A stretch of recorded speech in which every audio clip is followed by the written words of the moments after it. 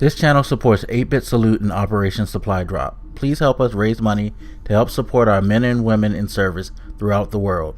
Operation Supply Drop, making fun where there is none. What up, everybody? This is your boy Black Megas, and finally can talk happily about the Redskins this year. Somewhat happily, because they did have their struggles. I mean, I can't sit here and be extra hyped because they beat the Giants 29-27 in New York. I mean, there are some positives to take away from this, so can't deny that. Good to get a win on the board. Hopefully that'll put the team in a better mood, especially after this whole crazy week where you got former Redskin Keenan Robinson talking about how shitty the locker room is, which I actually believe him, because I've been saying for years that, especially since Dan Snyder bought the team, the atmosphere, the environment has been kind of a joke. You got a lot of players who've came in here over the years who were happy to be a part of the team because look at the money that we're willing to throw around. I mean, again, sorry, Josh Norman, but $50 million guaranteed? Eesh. That's a lot of goddamn money, and my phone's going off. But yeah, that's a lot of money for one player who, to be quite frankly, didn't have like a sustained body of work that told you this is one of the best cornerbacks. Of course, he's doing well. He's proven it. I mean, he did a good job today again. Almost had an interception. Did get beat a couple of times by ODB. So, you know, but he had another solid game. So he's earning his money. That being said, time will tell whether or not he's completely worth it. You know what I mean? But we've had so many people who've come in that have gotten these big paychecks and did not perform up to snuff, that you kind of can understand my, me having some doubts or worries, because that's just the way that it's been here. The team atmosphere, the whole thing about how people turning on each other when things didn't go well, I totally believe that, because look at the RG3 situation. He was the worst person in the world. We got all the reports in the locker room that nobody liked him. Mind you, that year where we went 10-6 and went to the playoffs, loved him to death. Go to Kirk Cousins last year. He had a good year. People love him. Started off this year sluggish. All of a sudden, nobody's happy with him. Reports are coming out that the offense don't like his indecisions and blah blah blah. Like it, and it's a constant. It's been a constant. The drama has been a constant of this team. So, yeah, coming into this game, it was looking even more worrisome than just being 0-2 and not playing well, because it was looking like we were having a complete implosion imminent for the team. This win should mitigate some of that, keep them from completely falling into shambles. So right now,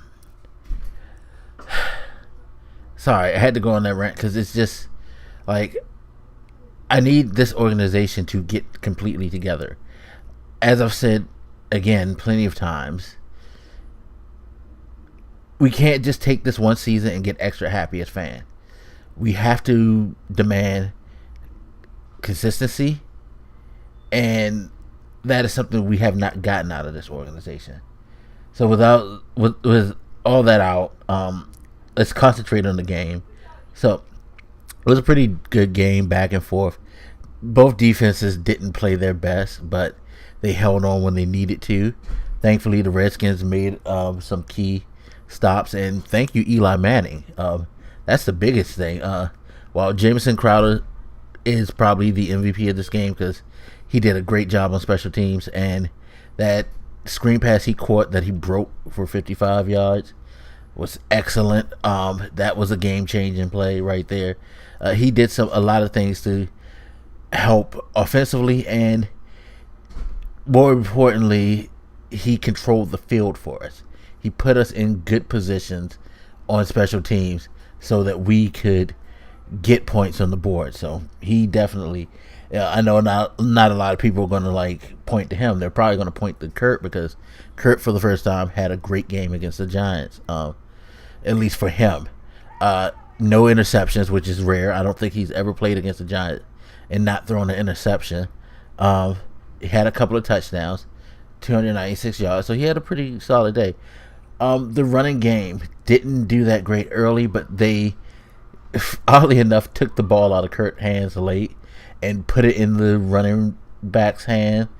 And the running backs came through at the end of the game. That last drive was pretty much all run. I think Kurt only threw once, maybe twice, that whole drive. They basically took the game out of his hands so he wouldn't fuck up. And it worked out well because we were able to get some good runs and get in position to get that last field goal to put us ahead. But I think our second MVP is definitely Eli Mannning. Thank you, sir, for not having a good game. He totally made some really bad plays. I swear, I feel like he decided to embody Kirk Cousins versus the Giants, because the throws that he made were the type of throws that I screamed at the TV when Kirk Cousins was playing the Giants last year and the year before. Just really stupid, unnecessary bad throws. Very bad throws. The one to the end zone, throw it to the wrong shoulder. I think that's what it was, and the defensive back was just right there. The second one, he was trying to force it in. He could have probably got it in.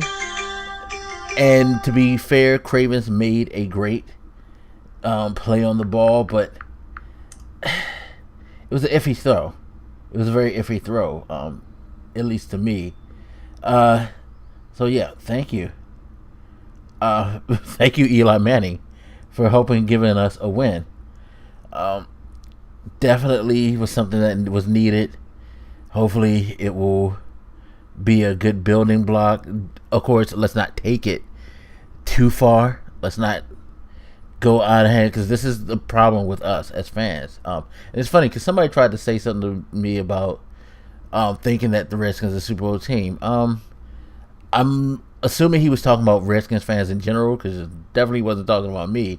I've never thought the Redskins was a Super Bowl team. I've never been one to inflate my expectations beyond what I'm able to see and what it looks like in reality. I can't do that. I know it's a common trait for just about all football fans of all teams, which I again made that comment kind of funny because I've seen people from all teams act like that. So it's just a common trait of somebody who's extremely passionate about their team and don't like to admit to reality. I myself love my team to death, but I'm going to hold them accountable for the things they do and don't do.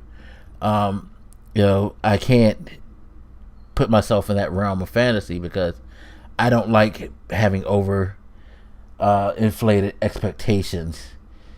So I'd end up being one of those people who go the fuck off and scream and holler irrationally when we lose, and then act like we just won the goddamn lottery when we win. Just trying to be totally fair. But yeah, this hopefully will be a building block. This hopefully will be the start of something better. I mean, it's going to be rough because we dropped 2 games. Well, 1 game, it goes back to what I've said before. We're not as good as people love to try to make us out to be, because last year, even when we won the Division 1, we were 9-7.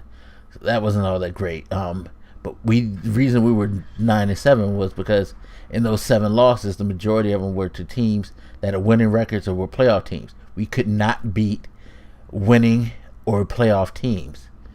It just can't. And we did that against the Steelers. A playoff team came in, whooped our ass. That's how it's been going. And then Dallas, we should have won that game, but we made too many mistakes, and that was a golden opportunity because that was the way to get back on track. Then we should be 2-1 at the least. But the schedule's going to get tougher, And that's the problem. They're going to need to start playing better on all sides of the ball. They did a solid game today, but let's see if we can get some consistency out of them, people, before we start trying to crown us and get like extra excited. You know what I mean? But sorry, I rambled on for enough. I didn't think I would make this long a video, but I still have concerns, and that's why I just needed to talk about that stuff. Hopefully, this is going to be a game that can maybe lead towards squashing my doubts. You know what I mean? But we'll see. We'll see. Anyway, as always, you guys hit me up. Let me know what you think, and I'll holler at you later. This your boy Black Makers, and I'm out. By the way, Beckham tears. Hilarious. Alright, y'all. Deuces.